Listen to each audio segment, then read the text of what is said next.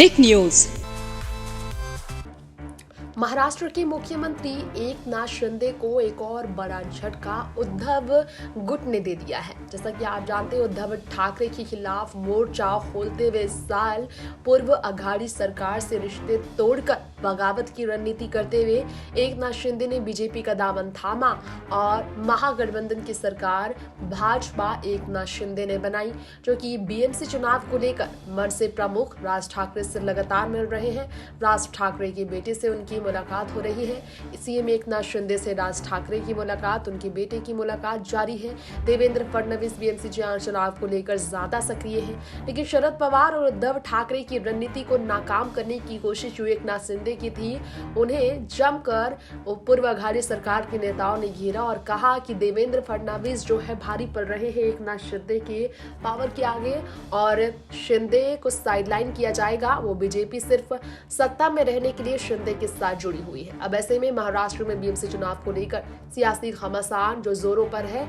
इस बीच में राज्य में मुस्लिम विरोधी छवि रखने वाली उद्धव ठाकरे की पार्टी बड़े स्तर पर बीएमसी चुनाव में मुसलमानों का सपोर्ट पा रही है, गहरी पैठ बनाने में जुटी हुई है। पार्टी और मराठी मुस्लिम सेवा संघ ने बीएमसी चुनाव में ठाकरे गुट को समर्थन देने का फैसला लिया है। वजह है कि बीजेपी जुड़ी है एकनाथ शिंदे के साथ और बीजेपी के खिलाफ खड़े हैं मुस्लिम सेवा संघ। ऐसे में सवाल है, क्या उद्धव ठाकरे को इसका फायदा मिलेगा? तो चलिए इस बारे में भी जान लेते हैं। उद्धव और मराठी मुस्लिमों के बीच दोस्ती को बीजेपी ने तुष्टीकरण वाली राजनीति जरूर बताई है, क्योंकि ये जो है सीधा बिना शर्त के समर्थन देने का ऐलान अगर उद्धव के लिए मुस्लिम सेवा संघ ने किया है तो वजह है बीजेपी को हराना, शिंदे और बीजेपी के गठबंधन पर वार करना। मुसलमान मराठियां बल्कि गैर मराठियों के भी फोन आ रहे हैं पूरे महाराष्ट्र से। उद्धव से हम मिले हैं, फाकिर ठाकुर ने ये कहा है। वो कोई और नहीं बल्कि मराठी मुस्लिम सेवा संघ की प्रमुख फकीर ठाकुर ने ये सब कहा है आगामी नगर पालिका चुनाव को लेकर।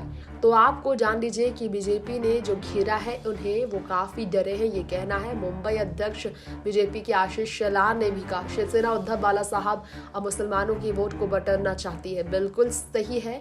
और ऐसे में शेलार ने कहा उद्धव ठाकरे हताश हो रहे हैं बीएमसी चुनाव को लेकर, इसीलिए यहाँ पर वो इस तरह से सपोर्ट ले रहे हैं। कहीं ना कहीं इस तरह के सपोर्ट से फकीर ठाकुर ने जो कहा कि पीएम मोदी को सबका साथ और सबका विकास के मूल मंत्र को मानते हुए बीजेपी को समर्थन किया, लेकिन वक्त संपत्तियों से अतिक्रमण को हटाने और मौलाना आजाद वित्तीय निगम के तहत मुस्लिम छात्रों के लिए छात्रवृत्ति में वृद्धि की थी एक वक्त मांग, लेकिन देवेंद्र फडणवीस ने एक अनदेखी शुरू कर दिया है, जिसके कारण मराठी मुस्लिम सेवा संघ ने अपना जो है सो मत बीजेपी के खिलाफ अब खड़ा किया। पहले वो बीजेपी शिवसेना के गठबंधन के साथ थे 2014 में, लेकिन अब वो अलग है क्योंकि बीजेपी वो पहले जैसी नहीं रही।